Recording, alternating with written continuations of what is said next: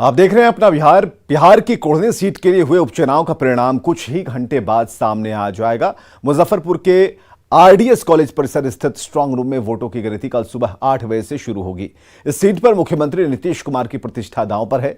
महागठबंधन की ओर से जेडीयू के मनोज कुशवाहा और बीजेपी के केदार प्रसाद गुप्ता के बीच सीधा मुकाबला है, लेकिन वीआईपी और एआईएमआईएम प्रत्याशियों ने उपचुनाव को रोचक बना दिया है।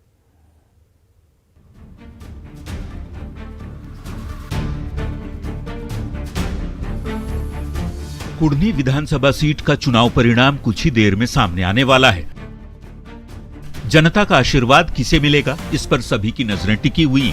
वैसे तो उपचुनाव में कुल 13 प्रत्याशी मैदान में हैं, लेकिन सीधा मुकाबला महागठबंधन से जेडीयू उम्मीदवार मनोज कुशवाहा और बीजेपी के उम्मीदवार केदार प्रसाद गुप्ता के बीच है। मुकेश सहनी की वीआईपी और असदुद्दीन ओवैसी की पार्टी एआईएमआईएम ने उम्मीदवार उतारकर इस एक सीट के जंग को बेहद रोचक बना दिया है। 2020 में विधायक बने आरजेडी के अनिल सहनी की विधायकी एलटीसी घोटाले में दोषी पाए जाने और 3 साल की सजा के बाद चली गई थी, जिसके बाद कुढ़नी सीट पर उपचुनाव कराया जा रहा है। इस बार जेडीयू के मनोज कुशवाहा महागठबंधन के प्रत्याशी हैं, तो बीजेपी से केदार गुप्ता, मुकेश सहनी की पार्टी वीआईपी के नीलाभ मिश्रा और असदुद्दीन ओवैसी की पार्टी एआईएमआईएम की मुर्तजा अंसारी चुनाव मैदान में हैं, यानी मुकाबला चौतरफा है। दिलचस्प है कि 2015 में बीजेपी के मौजूदा प्रत्याशी केदार गुप्ता ने जेडीयू के मनोज कुशवाहा को हराया था। बीजेपी ने फिर से केदार गुप्ता पर ही दांव खेला है। हाल ही में हुए मोकामा और गोपालगंज के उपचुनाव में दोनों सीटों पर मुकाबला 1-1 की बराबरी पर बीजेपी और महागठबंधन के बीच खत्म हुआ था, लेकिन कुढ़नी की सिटिंग सीट आरजेडी ने जेडीयू को दे दी है। ऐसे में नीतीश की प्रतिष्ठा दांव पर है। नीतीश के साथ ही तेजस्वी यादव के लिए भी बड़ा इम्तिहान है। आखिर कुढ़नी उपचुनाव क्यों अहम है, इसे भी समझ लीजिए। दरअसल कुढ़नी की सीटिंग सीट इस बार आरजेडी ने सहयोगी जेडीयू को दी है। मुकाबला जेडीयू, बीजेपी, वीआईपी और एआईएमआईएम के बीच हो रहा है।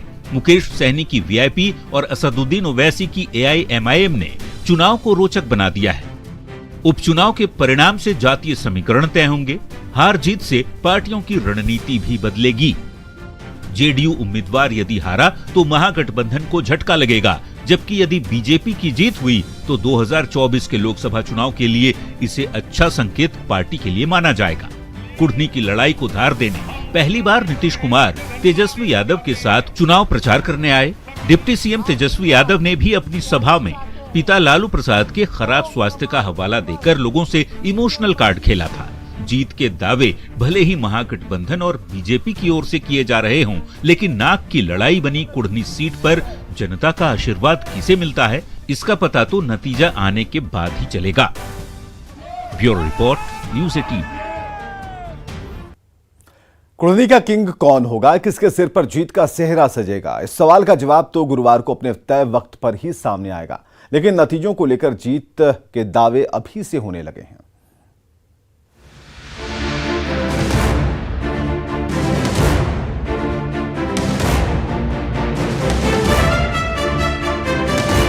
मुकाबला जीत के लिए ही लड़ा जाता है और सियासत में जीत के मायने बहुत व्यापक होते हैं। कुढ़नी उपचुनाव में भी सभी पार्टियों ने अपनी पूरी ताकत झोंक दी थी। यही कारण है कि चुनाव का परिणाम प्रतिष्ठा का प्रश्न बना हुआ है और सभी दल इस प्रतिष्ठा को ये कहकर स्थापित करना चाहते हैं कि वो जीत रहे हैं।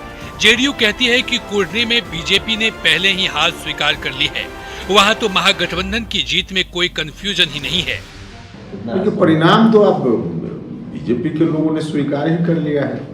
जो स्टेटमेंट उनका है, जो अनर्गल आरोप है, उसको देखकर तो कोई भी व्यक्ति अर्थ लगा ही सकता है कि महागठबंधन की जीत वहाँ 100% से ज्यादा पक्की है। तो अब वहाँ के बारे में कोई कहाँ कंफ्यूजन है। भारतीय जनता पार्टी ने जिस तरह से धनबल का प्रयोग किया, नफरतवाद का, जातवाद का विष वमन किया उपचुनाव में, सारे केंद्रीय मंत्री इनके घर घर जाकर के पॉप पकड़ रहे थे और कुढ़नी की जनता देश से बढ़ती महंगाई के खिलाफ मतदान किया है। आरजेडी इस चुनाव में बीजेपी पर जाति-पात और नफरत के विष वमन का आरोप लगाते हुए जीत का दावा कर रही है। जीत के इन्हीं दावों के बीच सियासी व्यंग के तीर भी छोड़े जा रहे हैं, जिसका प्रत्युत्तर बीजेपी ने भी उसी अंदाज में दिया है जीत का पूरा भरोसा उसे भी है।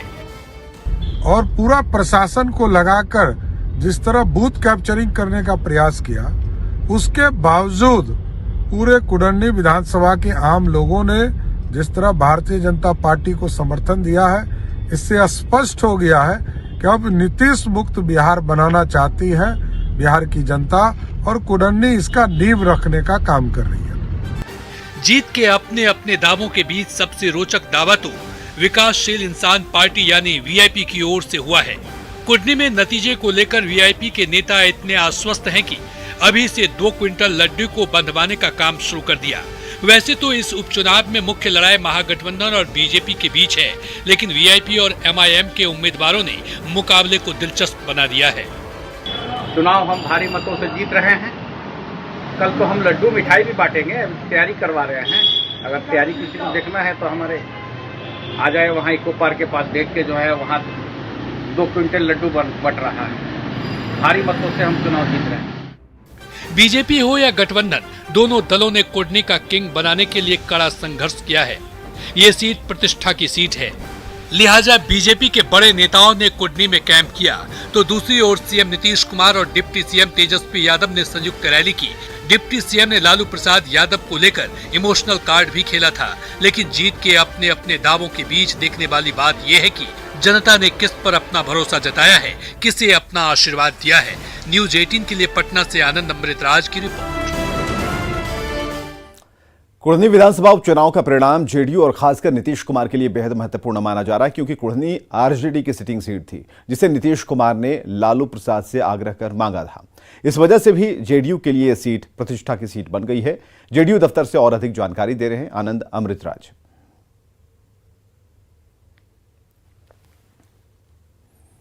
राजद से सीटिंग सीट लेकर जेडीयू ने कुडनी में अपना उम्मीदवार उतारा है और कल चुनाव परिणाम आ जाएगा। इस पर तमाम सियासी दलों की निगाह टिकी हुई है। इस वक्त हम मौजूद हैं जेडीयू दफ्तर में और कल चुनाव परिणाम के बाद यहाँ जश्न मनेगा या फिर छाएगी मायूसी, ये देखना बेहद दिलचस्प होगा। लेकिन ये सीट कुडनी विधानसभा का सीट जेडीयू के लिए प्रतिष्ठा की सीट बन गई है, क्योंकि जेडीयू ने ये सीट राजद से लिया है, जो राजद का सीटिंग सीट था। और इस चुनाव को अपने पाले में करने के लिए जेडीयू के तमाम दिग्गजों ने पूरी ताकत झोंक दी थी। नीतीश कुमार ने भी वहां चुनावी सभा की और जेडीयू के राष्ट्रीय अध्यक्ष ललन सिंह ने भी वहां पर कैंप किया था और जेडीयू कोटे के तमाम मंत्री और विधायक भी वहां पर लगातार दिन रात मेहनत कर रहे थे। तो जाहिर सी बात है, राष्ट्रीय राजनीति में तेजी से पैर पसारने की कोशिश में लगे नीतीश कुमार के लिए कुडनी विधानसभा उपचुनाव का परिणाम भी बेहद महत्व रखेगा, क्योंकि इसका चुनाव परिणाम अगर जेडीयू के पक्ष में आता है तो जेडीयू का मनोबल बढ़ेगा और आने वाले समय में जेडीयू इसका फायदा उठाने की पूरी कोशिश करेगा। लेकिन अगर इस चुनाव में हार मिलती है तो जेडीयू के लिए एक बड़ा झटका माना जाएगा, क्योंकि इसके पहले 2 उपचुनाव हुए थे, गोपालगंज और मोकामा। दोनों पार्टियों ने, राजद और बीजेपी ने, अपने अपने सीटिंग सीट बचा ली है। लेकिन इस बार जेडीयू ने जब राजद से सीटिंग सीट ले लिया है और अगर उसकी जीत नहीं होती है तो जेडीयू के मनोबल पर काफी असर पड़ने की संभावना है। कैमरामैन दीपक के साथ आनंद अमृतराज, न्यूज 18 नेटवर्क, पटना। कुडनी विधानसभा उपचुनाव के परिणाम से पहले ही वीआईपी पार्टी के प्रमुख मुकेश सहनी जश्न की तैयारी में जुट गए हैं। मुकेश सहनी की आवाज पर कारीगर शुद्ध घी के लड्डू तैयार कर रहे हैं। मुकेश सहनी की माने तो अपने उम्मीदवार और वोटर पर इन्हें भरोसा है कि वीआईपी की जीत होगी और इसी को लेकर मिठाई तैयार करवा रहे हैं। मुकेश सहनी की आवाज का जायजा लिया रजनीश कुमार ने। कुडनी विधानसभा उपचुनाव का कल परिणाम जारी होने वाला है और उससे पहले नेताओं के घर जश्न की तैयारी चल रही है। तो राजधानी पटना में आप इस वक्त देख सकते हैं पूर्व मंत्री और वीआईपी प्रमुख मुकेश सहनी के आवास पर किस तरह से जश्न की तैयारी चल रही है और खुद मुकेश सहनी जी मौजूद हैं। यहाँ पर लड्डू तैयार किया जा रहा है, साथ ही देशी घी में बुनिया भी बन रहे हैं। तो देख सकते हैं जो कार्यकर्ता हैं उनका मुंह मीठा करने के लिए खुद मुकेश सहनी जी लगे हुए हैं और जो कारीगर हैं जी जान से यहाँ पर मिठाई तैयार करने में जुटे हुए हैं। मुकेश जी, क्या लग रहा है कि जिस तरह से आपके यहाँ तैयारी है, ये तो लग रहा है कि आप कन्फर्म हैं? निश्चित तौर पे देखिए, कुडनी के जनता मालिक है, वो जो भी कल परिणाम देंगे उसको मैं जीत में लूँगा, क्योंकि मुझे खुशी है कि मैं जिंदा हूँ, मैं अपने हक और अधिकार के लिए संघर्ष कर रहा हूँ। यही हमारी उपलब्धि है और यही हमारी जीत है। तो निश्चित तौर पे एक तरफ महागठबंधन है, 7 पार्टी है, एक तरफ 4 पार्टी एनडीए है, उस बीच में अगर हम लड़ाई लड़ रहे हैं और हम उससे टक्कर ले पा रहे हैं तो यही हमारी सबसे बड़ी जीत है। तस्वीरें तो बहुत कुछ बयां कर रही है, हालांकि अभी परिणाम बाकी है, काउंटडाउन शुरू हो चुका है और मुकेश सहनी जी के आवास पर जिस तरह से तैयारी चल रही है, इन्हें भरोसा है कि इनके कैंडिडेट की जरूर जीत होगी। हालांकि कांटे की टक्कर है, एक तरफ बीजेपी, दूसरी तरफ महागठबंधन और उसके बीच में मुकेश सहनी। तो इंतजार करना जरूरी है, क्योंकि कल परिणाम आ जाएगा और परिणाम के बाद ही पता चलता है कि जीत के बाजीगर कौन है। रजनीश कुमार, न्यूज़ 18 पटना। मुजफ्फरपुर के गुढ़नी उपचुनाव को लेकर कल यानी कि 8 दिसंबर को मतों की गिनती होगी, जहां 13 प्रत्याशियों की किस्मत का फैसला होगा और इसे लेकर आरडीएस कॉलेज स्थित वज्रगृह पर पूरी व्यवस्था की गई है। सुरक्षा के पुख्ता इंतजाम हैं। 8 दिसंबर को सुबह 8 बजे से काउंटिंग शुरू होगी और इसके लिए तैयारियां पूरी हैं। वज्रगृह का जायजा लिया प्रियांक सौरभ ने। चुनाव को लेकर काउंटिंग जो है वह 8 दिसंबर यानी कल सुबह 8 बजे से शुरू हो जाएगी। पहला रुझान 8 बजे के बाद आ जाएगा और इसको लेकर क्या कुछ तैयारी है आप देख सकते हैं।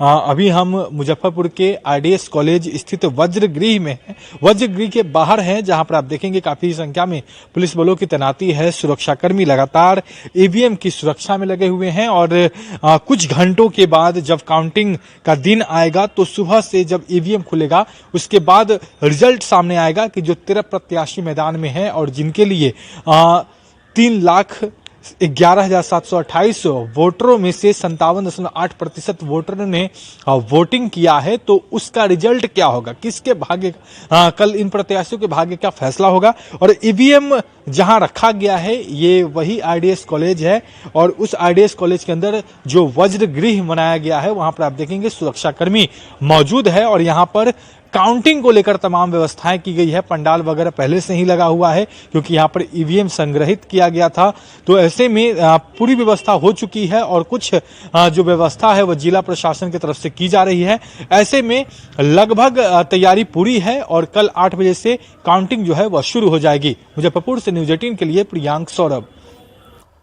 बिहार में अपराधी बेखौफ हो चुके हैं, आए दिन पुलिस को खुली चुनौती दे रहे हैं। समस्तीपुर में लूट की वारदात के आरोपी 24 घंटे बाद भी गिरफ्त से बाहर हैं। वहीं बेतिया में बदमाशों ने एसबीआई की शाखा से आज 12 लाख रुपए लूट लिए। पुलिस को बार बार चुनौती दे रहे बदमाश क्यों बेखौफ हैं, पुलिस का इकबाल क्यों खत्म हो रहा है, इसे भी समझने की जरूरत है।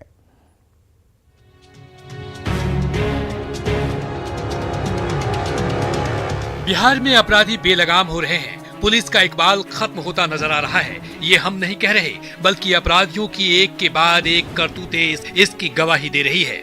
बुधवार को बेतिया में स्टेट बैंक ऑफ इंडिया की शाखा से बदमाशों ने 12 लाख रुपए लूट लिए। लुटेरे सीसीटीवी और डीवीआर भी साथ लेकर फरार हो गए।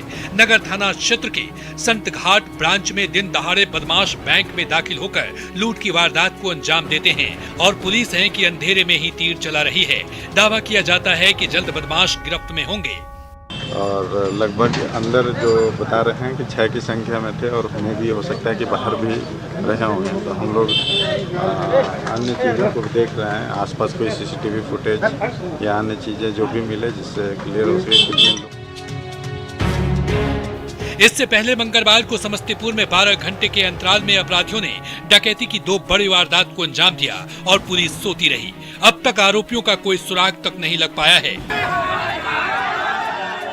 लोगों में आक्रोश है, व्यापारी गुस्से में हैं, सड़क पर उतरकर सरकार और प्रशासन से सुरक्षा की गुहार लगा रहे हैं, आरोपियों को पकड़ने की मांग कर रहे हैं।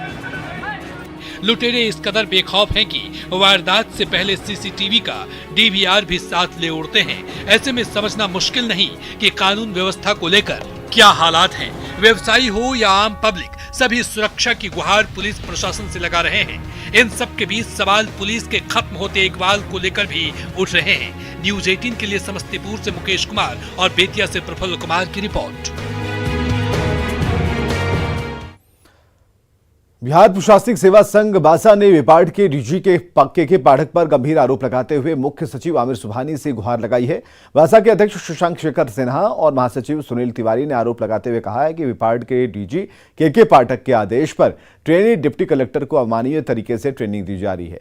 फिजिकल ट्रेनिंग के दौरान अब तक लगभग 10 ट्रेनी अधिकारी गंभीर रूप से बीमार पड़े हैं और एक डिप्टी कलेक्टर की मौत हो चुकी है। बासा ने साफ किया कि सिविलियन को पुलिस मैनुअल तरीके से ट्रेनिंग देना अमानवीय है। बाजा के पदाधिकारियों से बात की हमारे सहयोगी रजनीश कुमार ने।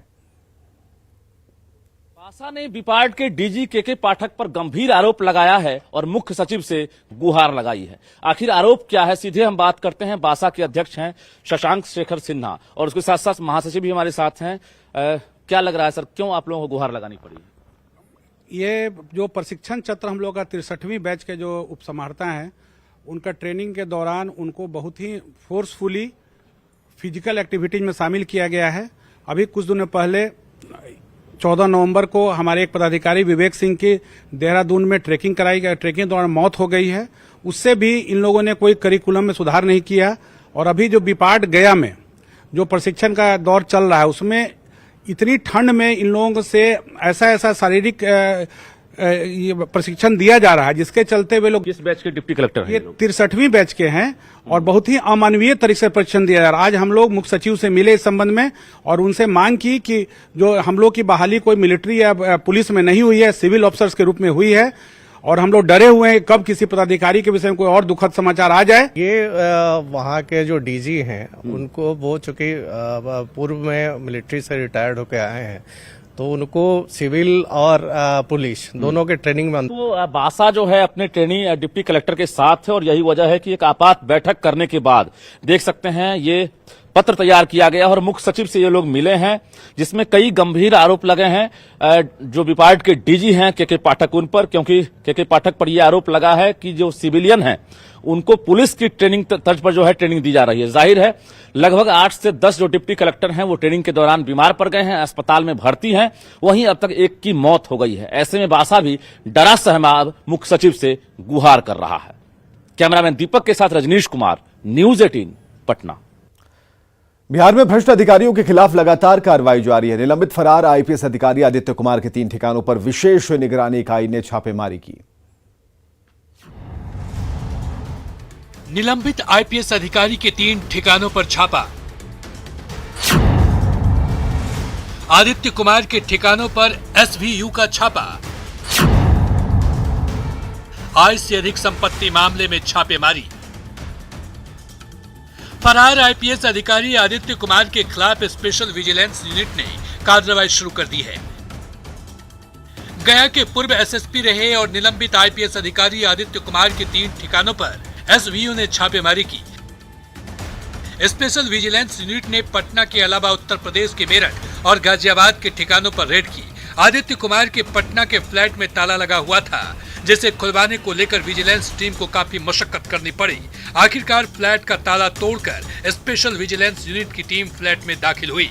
पटना के साथ साथ मेरठ, गाजियाबाद तीनों जगह पे एक साथ स्पेशल यूनिट की विजिलेंस यूनिट की जो छापामारी है वो चल रही है। आपको बता दें कि जिस ढंग से आदित्य कुमार पिछले कई मामलों में सामने निकल करके आए हैं, चीफ जस्टिस के नाम से, फर्जी चीफ जस्टिस के नाम से शराब मामले में, अगर जो आप देख सकते हैं कि जो डीजीपी को फोन करके यहाँ पे पैरवी करने की बात हो, आय से अधिक मामले की जो बात हो, वो तमाम मामले में सामने आए हैं। फिलहाल आदित्य कुमार जो है वो फरार चल रहे हैं।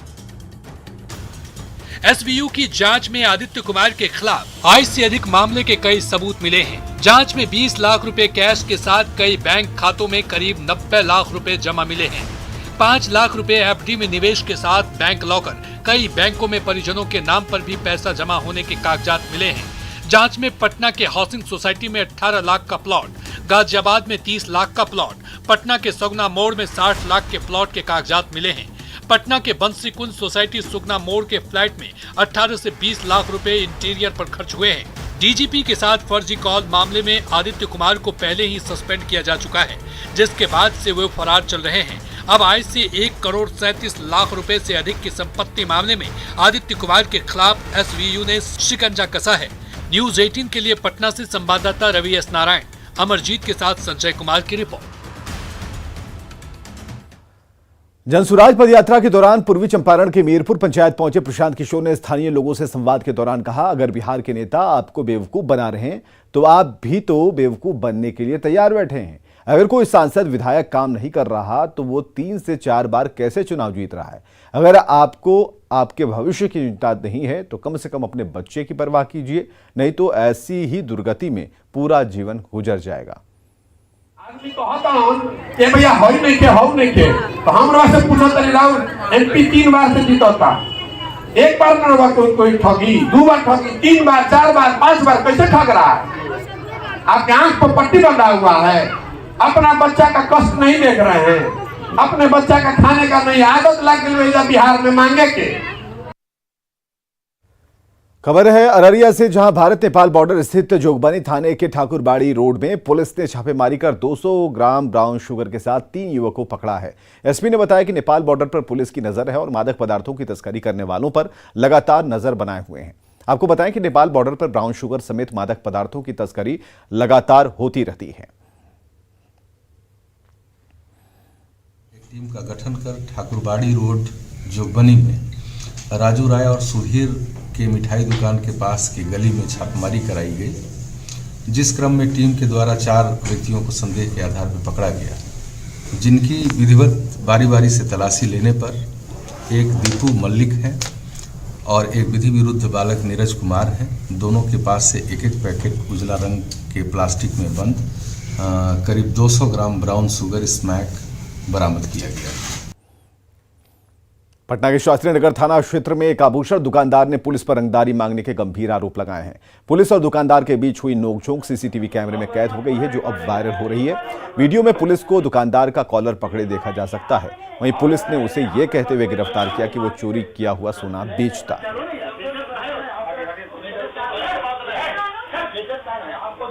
24 आवर्स गलाते हैं, लेकिन इनके निशानदेही पे फिर हम लोग रिकवर करते हैं, ताकि मूल रूप से उनका यही होता है कि मूल रूप में अगर जेवर पता चल जाएगा तो जो पीड़ित हैं जब उसको आइडेंटिफाई करेंगे तो हमारे ऊपर ज़्यादा एविडेंस आएगी। तो ये इन लोगों का पुराना अपराध शैली रहा है। और आइए देखते हैं इस वक्त की हेडलाइंस।